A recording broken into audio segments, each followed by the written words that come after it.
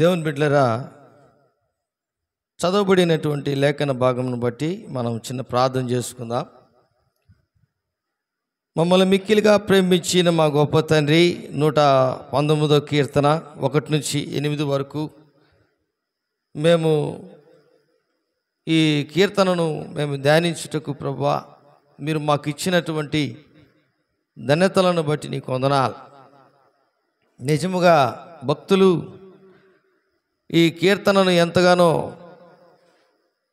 మానవాళి జీవితంలో కట్టడలను, ఆజ్ఞలను, నియమములను, ఉపదేశములను, కృతజ్ఞత అర్పణలను, భయము భక్తి కలిగినటువంటి వారుగా ఉన్నటువంటి వారికి ఏ విధమైన ఆశీర్వాదాలు ఉంటాయో ఆశీర్వాదాలన్నీ కూడా ఈ 119వ కీర్తనలో సామ్ నెంబర్ 119లో ప్రభువా మీరు అనుగ్రహిస్తున్నటువంటి ఆశీర్వాదాలను బట్టి నీకు వందనాలు. ప్రభువా, ఈ కీర్తన నిన్ను బహాటముగా ప్రభువా ఘనపరచడమే కాదు, నిన్ను మహిమపరచడమే కాదు, నీ ద్వారా ఏ విధముగా ఆశీర్వాదాలు పొందుకోవాలో ఈ కీర్తన మాకు తెలియపరుస్తుంది. మేము ఏమి చేస్తే నీ ఆశీర్వాదాలు, నీ కట్టడలు, నీ నియమాలు, నీ యొక్క ఉపదేశము, నీ యొక్క ఆజ్ఞలు మేము జ్ఞాపకము చేసుకొని వాటిని అనుసరించి నడుచుకుంటామో అప్పుడే మా జీవితంలో నీ ఆశీర్వాదాలు వస్తాయని దేవుని వాక్యము తెలియపరుస్తుంది. ఈరోజు అట్టి కృపలను మీరు మాకు అనుగ్రహించినందుకు నీకు వందనాలు చెల్లిస్తూ ఈ యొక్క ఆదివారపు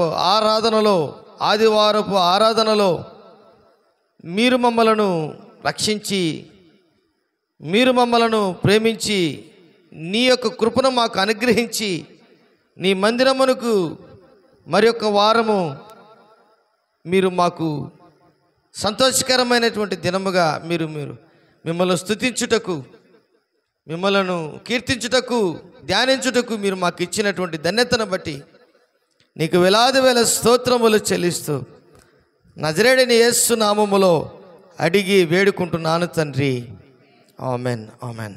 ప్రియమైనటువంటి దేవుని బిడ్డలారా, ఈ 119వ కీర్తన చాలా ముఖ్యమైనటువంటి కీర్తన. ఈ కీర్తన ఎందుకు ముఖ్యమైనదంటే, ఈ కీర్తనలో చాలా వచనాలు ఉంటాయి. చాలా పెద్ద కీర్తన అన్నిట్లో పెద్ద కీర్తన. 176 వచనాలు ఉంటాయి. ఈ 176 వచనాలు ఎవరైతే మందిరములో కంఠస్థం చేస్తారో, ఏమండి, ఎవరైతే కంఠస్థము చేస్తారో వారికి మందిరము తరపున, ఈ గ్రేస్ ఫెలోషిప్ చర్చి తరపున మీకు ఒక మంచి ప్రైజ్ ఉంటుంది. మీకు ఒక వారం టైం ఇస్తాను. వచ్చే వారం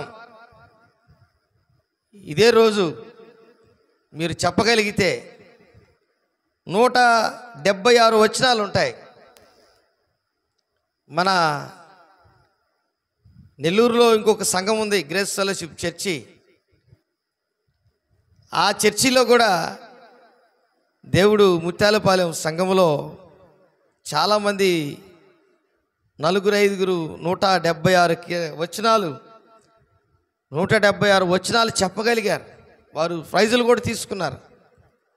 కాబట్టి ఈరోజు దేవుని బిడ్డలారా, మన సంఘం కూడా, ఈ ఎలంవారి దిన సంఘము కూడా ఒక మంచి గిఫ్ట్ తీసుకోవాలని నేను ఆశిస్తున్నాను.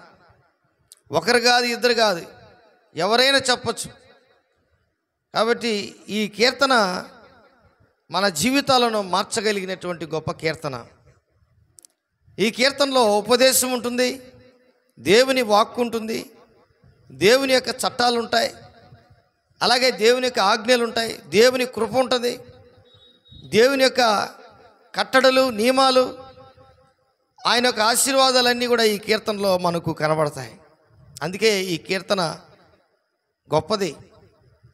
అంత మాత్రమే కాదు, ఏ విధంగా ఆశీర్వదించబడాలో, ఏదైతే నువ్వు చేస్తే దానివల్ల నువ్వు ఆశీర్వాదం పొందుతావు అనే ముఖ్యమైనటువంటి విషయం ఈ కీర్తనలో మనకు కనబడుతుంది. కాబట్టి మనం ఈ కీర్తనను కంఠస్థం చేయడం చాలా మంచిది. ఒక ఆయన ఉన్నాడు తిరుపతిలో, ఆయన గాలి గంగరాజు, ఆయన పేరు గాలి గంగరాజు. ఆయన అమెరికా దేశానికి వెళ్ళాడు. ఆయనకి ఛాన్స్ వచ్చింది అమెరికా దేశానికి వెళ్ళేదానికి. ఆయన అమెరికా దేశానికి వెళ్ళి ఆయనకి ఒక ప్రశ్న వేశారంట. నువ్వు ఎవరు అని అంటే, నేను ప్రిజన్ మినిస్ట్రీస్, అంటే దొంగలకి, జైల్లో ఉన్నటువంటి దొంగలకి నేను బైబిల్ చూడకుండా వాక్యము చెప్పగలను, బైబిల్ చూడకుండా నేను వాక్యము చెప్పగలను అని అమెరికా దేశంలో ఆయన ప్రశ్న వేశారంట. ఆ ప్రశ్నకు ఎలా నువ్వు చెప్పగలవంటే ఈ 119వ కీర్తన అంతా చెప్పేశాడంట. ఇంగ్లీష్లో కంఠస్థం చేసి మొత్తం అంటే 160 ఎన్ని వచనాలు, 176 వచనాలన్నీ చెప్పేశాడు. ఎంత ఆశ్చర్యం! అప్పుడు ఆ అమెరికా దేశంలోనే ఆ పాస్టర్లకే ఆశ్చర్యం కలిగిందండి.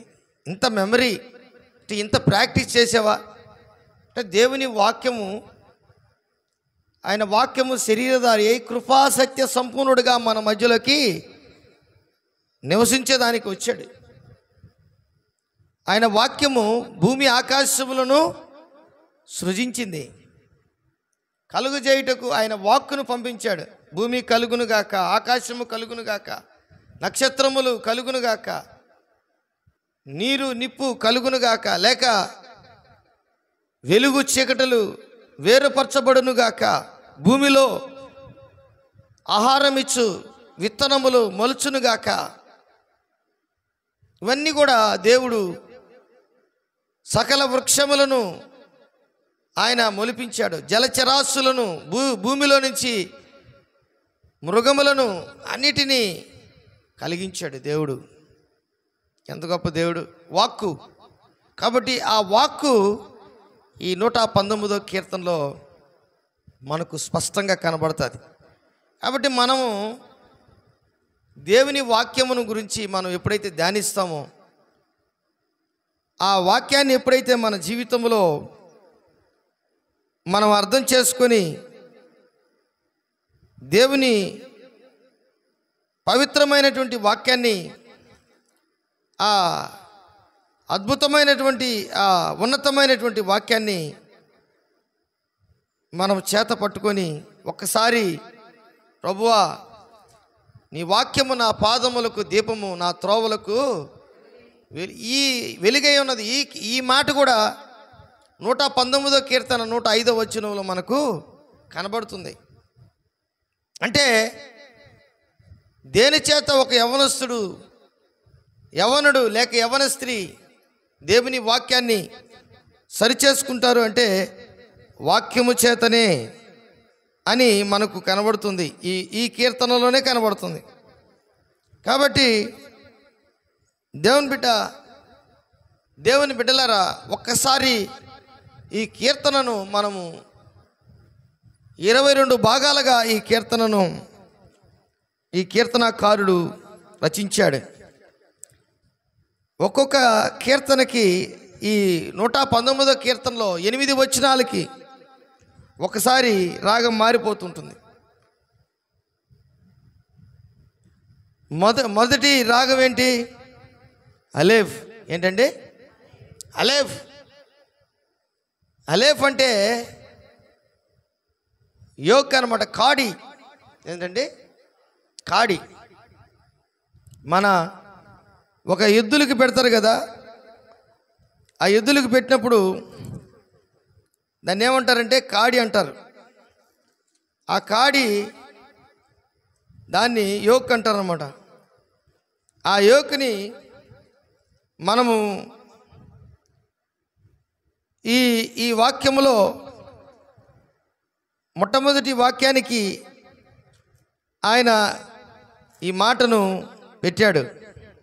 చూడండి, యెషయా గ్రంథము 10వ అధ్యాయం 27వ వచనంలో చూస్తే, ఎవరైనా చదవగలిగినటువంటి వారు చదవండి. యెషయా గ్రంథము 10వ అధ్యాయం 27వ వచనం. ఆ దినమున నీ భుజము మీద నుండి అతని బరువు తీసివేయబడును, నీ మెడ మీద నుండి అతని కాడి కొట్టివేయబడును, నీవు బలిసినందున ఆ కాడి విరగొట్టబడును. బాగా గమనించండి దేవుని బిడ్డలారా. అంటే దేవుడు ఆ కాడిని మనకు అనుగ్రహిస్తున్నాడు. నీవు బలిసినందున అన్నాడు. నీవు బలిసి దేని చేత బలిసావు? వాక్యము చేత నువ్వు బలపడ్డావు. అందుకే నీ జీవితంలో ఉన్నటువంటి ఎటువంటి బలహీనత అయినా సరే నీ భుజం మీద నుంచి దాన్ని దేవుడు విరగొట్టబడ్డది. విరగొట్టేశాడు అన్నమాట, తీసివేశాడు. ఆ దినమున నీ భుజము మీద నుండి అతని బరువు తీసివేయబడెను, నీ మెడ మీద నుండి అతని కాడి కొట్టివేయబడును. ఏ దినం అది? యేసుక్రీస్తు ప్రభులు వారు ఒక మాట ఈ లోకంలో అంటారు, చాలా మంచి మాట అది. ప్రయాసపడి భారం మోచున్న సమస్త జనులారా నా యొద్దకు రండి, నేను మీకు విశ్రాంతిని కలుగజేస్తాను. తర్వాత ఆ మాటను మనం గుర్తుపెట్టుకోవాలి. 11వ అధ్యాయము మత్తయి సువార్త 29వ వచనం, 28వ వచనంలో ప్రయాసపడి భారం మోయిచున్న సమస్త జనులారా నా యొద్దకు రండి, నేను మీకు విశ్రాంతి కలిగజేస్తానని చెప్పాడు. అయితే 29వ వచనంలో నేను సాత్వికుడును, దీన మనస్సు గలవాడును కనుక మీ మీద నా కాడి ఎత్తుకొని నా యొద్ద నేర్చుకొనిడి, అప్పుడు మీ ప్రాణములకు విశ్రాంతి దొరుకును. ఏలైనగా నా కాడి సులువుగాను నా భారము తేలికగాను ఉన్నది. హల్లెలూయా. ప్రియమైనటువంటి దేవుని బిడ్డలారా, ఈ మాటను యెషయా గ్రంథము 10వ అధ్యాయం 27వ వచనంలో కూడా మనం చూసాం. కాబట్టి ఈరోజు నీ జీవితంలో నీ కాడి విరగొట్టబడాలి, నీ భారము తీసివేయబడాలి. ఈరోజు ఎటువంటి పరిస్థితుల్లో మనం ఉన్నా, ఎలాంటి భయంకరమైనటువంటి చిక్కుల్లో నువ్వు ఉన్నా, ఏ విధమైనటువంటి బంధకముల్లో మీరు ఉన్నా, ఆ కాడిని విరగొట్టేదానికి దేవుడు సమర్థుడు. హల్లెలూయా. అదే ఈ కీర్తనలో ఉన్నటువంటి గొప్ప మాధుర్యమైనటువంటి కట్టడలు, నియమాలు. వాక్యము ధ్యానించడం, వాక్యము ద్వారా ఆరాధకునిగా నువ్వు మార్చబడ్డాం, ఆరాధికురాలుగా నువ్వు మార్చబడ్డాం, ఆధ్యాత్మికమైనటువంటి చింతన కలిగినటువంటి వ్యక్తిగా ఉండడం, దేవునికి భయము భక్తి కలిగి జీవించడం. యేసు ప్రభు ఈ మాటలు నేర్పిస్తున్నాడు. నేను సాత్వికుడును, దీన మనస్సు గలవాడును గనుక మీ మీద నా కాడి ఎత్తుకొనిడి. కురేనుడైనటువంటి సీమోను యేసు ప్రభు శిలువను మోసేదానికి వచ్చాడు. ఎందుకంటే ఆయన చాలా బలంగా ఉన్నాడు. ఏమండి, కురేనుడైన సీమోను చాలా బలంగా ఉన్నాడు. అయితే ఆ కురేనుడైన సీమోను మీద ఆ శిలువం రాను లేక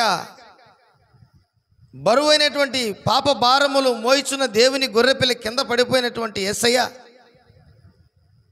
ఆయన మోయలేక ఆ కలువరి కొండకు, గొల్గొతా కొండకు వెళ్తున్నప్పుడు ఆ కురేనుడైన సీమోను ఈ రోమా అధికారులకి ఆ శిలువను కార్యక్రమం అంతా జరిగిస్తున్నటువంటి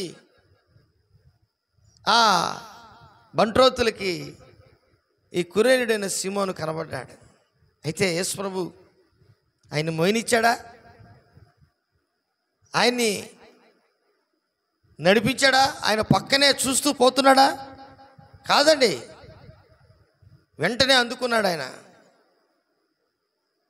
యోహాను భక్తుడు అంటాడు, ఆయన యోర్దాను నదిలో అందరికీ బాప్తిసం ఇచ్చుచు అంటాడు, ఇదిగో లోక పాపములను మోయు దేవుని గొర్రెపిల్ల. ఏం మోయంట? లోక పాపములు మోసుకొని పోవు దేవుని గొర్రెపిల్ల. నీ పాప భారం నా పాప భారం మోసినటువంటి తీసివేసినటువంటి ఇంకెప్పటికి కూడా ఆ పాప భారం మన మీద లేనటువంటి పరిస్థితుల్లోకి తీసుకువెళ్ళినటువంటి ఏకైక నిజరక్షకుడైన యేసుక్రీస్తు ప్రభుల వారు ఆయన చెప్తున్నాడు, నా కాడిని ఎత్తుకోనండి. ఒక చిన్న ఉదాహరణ చెప్పాలని ఆశపడుతున్నాను. చూడండి, ఒక యజమానుడు ఒక ఒంటెద్దు బండి ఉందనుకోండి. ఒకే ఎద్దుకు సంబంధించినటువంటి బండి, లేక 2 ఎద్దులు మోస్తున్నటువంటి కాడి పెద్దది. ఆ పక్క ఒక ఎద్దు, ఈ పక్క ఒక ఎద్దు ఉంటుంది. లేక ఒకే ఎద్దు నిలబడే ఒక కాడికి అట్లాగా 3 ఒక షేప్ ఉంటుంది. కానీ ఆ యజమానుడు ఆ బండి ఎంత బరువు దాంట్లో వేసినా ఆ ఆవు లేక ఆ ఎద్దు గమనించి ఇది నేను మొయ్యలేను అంటదా? చెప్పండి ఏమ్మా, అంటదా? రక్షణ అంటదా? మాట్లాడితే ఎందుకు ఇంత బరువు వేసావు, నాకు ఆహారం తక్కువ పెడుతున్నావు కదా, నాకు మంచి బలమైనటువంటి ఆహారం ఇచ్చినా ఈకిపోయినా ఈ విధంగా నువ్వు ఉన్నావే అని దేవుని బిడ్డలారా ఆవు అంట. చెప్పండి అందు. కానీ ఆ ఆవుకి ఉన్నటువంటి ఆ ఒక పని, మంచి పని ఏంటంటే, యజమానుడు ఎప్పుడైతే ఆ కాడిని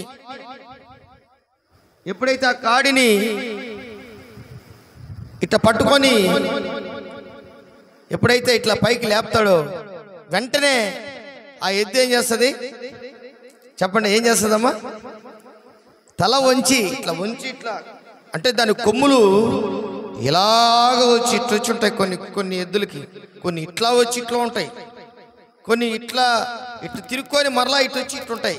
కొన్ని ఇంత పొడుగు ఎద్దులకి మీరు గమనించండి, చాలా హైట్ ఉంటాయి, 6-7 అడుగులు ఉంటాయి. కానీ ఆ యజమానుడు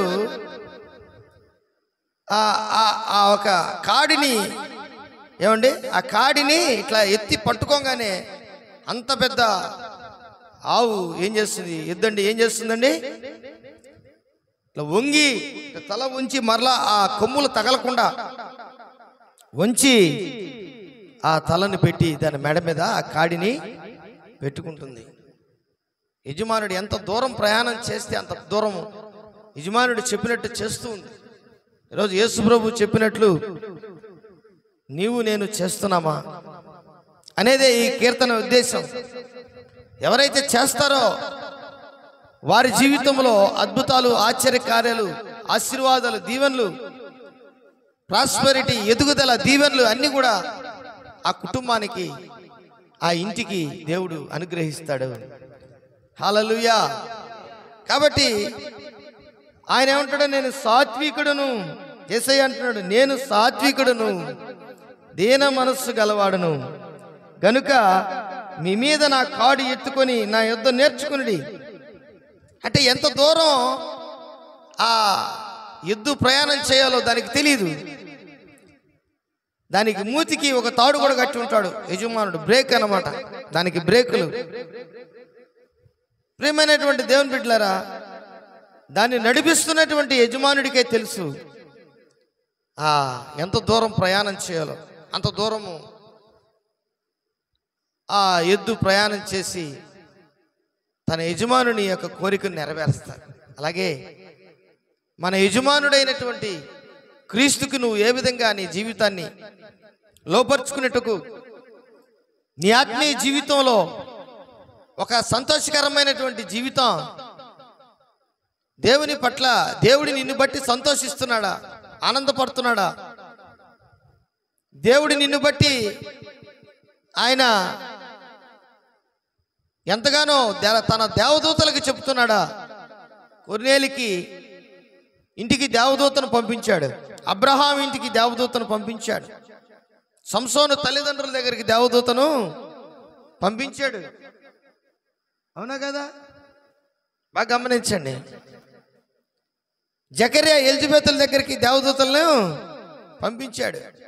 మగ్దలేని మరియా సొలోమి పెందలగడే లేచి ఆదివారమున యేసుప్రభు సమాధి దగ్గర ఉన్నప్పుడు అక్కడికి కూడా దేవదూతలను పంపించాడు. పేతురు చెరసాలలో ఉన్నప్పుడు ఆయన సొక్కిపోయి ప్రాణము సొక్కిపోయి నిద్రపోతూ ఉంటే అప్పుడు కూడా దేవదూతల్ని దేవుడు క్రొత్త నిబంధనలో కొన్ని, పాత నిబంధనలో కొన్ని మనం చూడవచ్చు.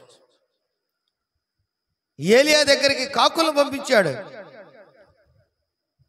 బిలాము గాడిదను కొడుతుంటే గాడిదని కొడుతూ ఉంటే గాడిద మాట్లాడేటట్టుగా చేశాడు. ఈరోజు నీతో నాతో కూడా మాట్లాడ్డా, ఉరుముల ద్వారా, వాక్యము ద్వారా, ఆయన కట్టడలను నియమాలను అనుసరించి నడుచుకున్నటువంటి నీ జీవితంలో నీతో మాట్లాడతాడు. ఈరోజు నుంచి నీ జీవితాన్ని ఆశీర్వదిస్తాడు దేవుడు. నువ్వు ఎలాంటి శ్రమల్లో ఉన్నావో, ఎలాంటి కష్టాలు ఉన్నావో, మనం నేర్చుకోవాల్సినటువంటి పని ఏంటంటే ఆయన చెప్పింది చెయ్యడం, ఆయన మాట్లాడింది వినడం, ఆయన ఉపదేశం నువ్వు గ్రహించడం. ఏం చెప్తున్నాడు దేవుడు?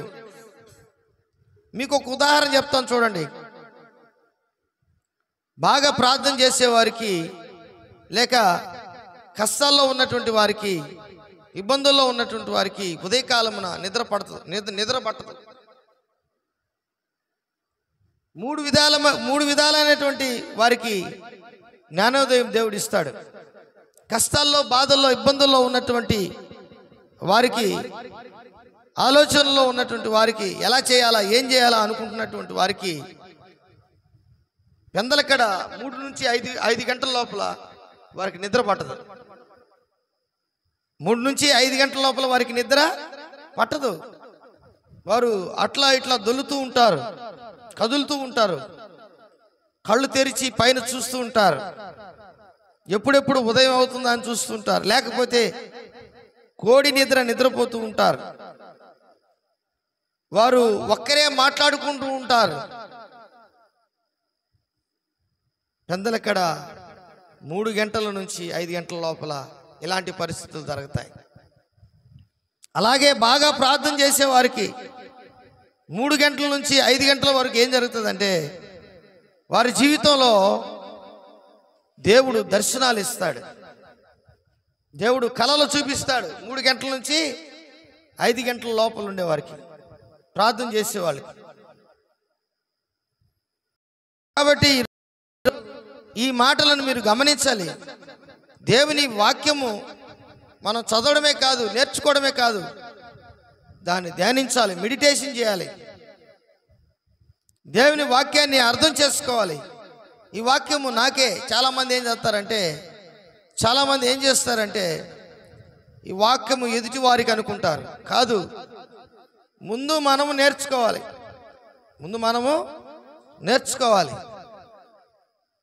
నువ్వు 1 ఏళ్ళు చూపిస్తే నీ పక్క 4 ఏళ్ళు చూపెడతాయి.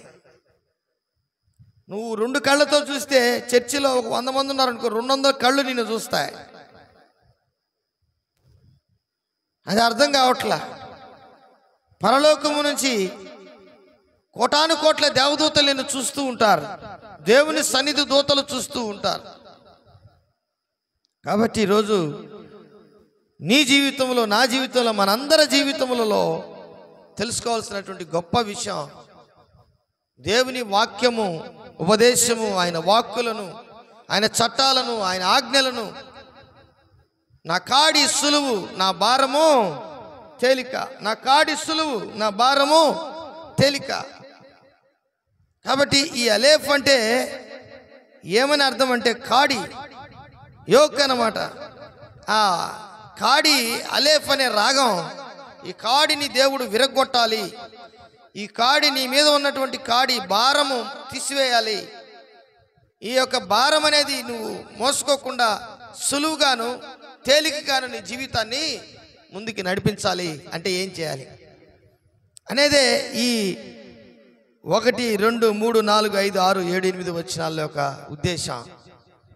కాబట్టి దీంట్లో ధన్యతలు ఉన్నాయి, ధర్మశాస్త్రం ఉంది, అలాగే ఆజ్ఞలు ఉన్నాయి, కట్టడలు ఉన్నాయి, ఇంకా నీతి, యథార్థతలు, కృతజ్ఞతాస్తులు అన్నీ ఈ నిర్దోషత్వం ఎంతో చక్కగా ఈ 8 వచనాల్లో మనకు కనబడతాయి. ప్రియమైనటువంటి దేవుని బిడ్డలారా, ఎప్పుడైనా యేసు ప్రభు చెప్పినట్లు నువ్వు చేసావా? నువ్వు చెప్తావు చాలాసార్లు, ప్రభువా ప్రభువా నేను ఎన్నిసార్లు ప్రార్థన చేసినా నాకు ఎందుకు జవాబు రాలేదు. కొంతమంది బంధువుల కోసం చాలాసార్లు ప్రార్థన చేస్తుంటారు, ప్రభువా వీరు చనిపోకూడదు, వీరు బ్రతకాలి, వీరు ఇబ్బంది జరిగింది, ఈ ఇబ్బందుల నుంచి బయటికి రావాలని ప్రార్థన చేస్తుంటాం మనం. నేను ఇందాక చెప్పాను, 1 కష్టాల్లో, బాధల్లో, ఇరుకుల్లో, ఇబ్బందుల్లో ఉన్నటువంటి వారికి నిద్ర సక్రంగా 3 గంటల నుంచి 5 గంటల వరకు పట్టదు. రెండవది 3 గంటల నుంచి 5 గంటల వరకు బాగా ప్రార్థన చేసేవారు జీవితంలో వారికి దర్శనములు, కలలు దేవుడు చూపెడతాడు. మూడవదిగా 3 గంటల నుంచి 5 గంటల వరకు బాగా ప్రార్థన చేసి దేవుని యొక్క సింహాసనం ముందు వారు కనబడేటట్లుగా ప్రార్థన చేస్తూ ఉంటే, ఎక్కువగా అధికంగా ప్రార్థన చేస్తూ ఉంటే వారు జీవితంలో జరగబోయే విషయాలన్నీ కూడా దేవుడు వారికి తెలియపరుస్తాడండి. జరగబోయే విషయాలు అంటే కలలు, దర్శనాలు ఒక బ్యాచ్ అయితే, ఒక బ్యాచ్లో ఏమో కష్టాలు, బాధలు, ఇబ్బందులు, వారు మంచోళ్లే కాదనిలే, వారు చాలా యథార్థవంతులు, నీతిమంతులు, అన్నిటికీ మిస్టర్ క్లీన్, చాలా మంచోళ్ళు. కానీ వారి జీవితంలో యాంగ్జైటీ, వారికి ఉన్నటువంటి భయంకరమైనటువంటి పరిస్థితులను బట్టి ఇలా ఎలాగుంటుందో, ఏం జరుగుతుందో ఆందోళనకరమైనటువంటి జీవితంలో నిద్ర పట్టదు. ఈరోజు చాలామంది అలాంటి వారు ఉన్నారు. కానీ 3వ బ్యాచ్ లాగా, 2వ బ్యాచ్ లాగా మనం ఉండాలి.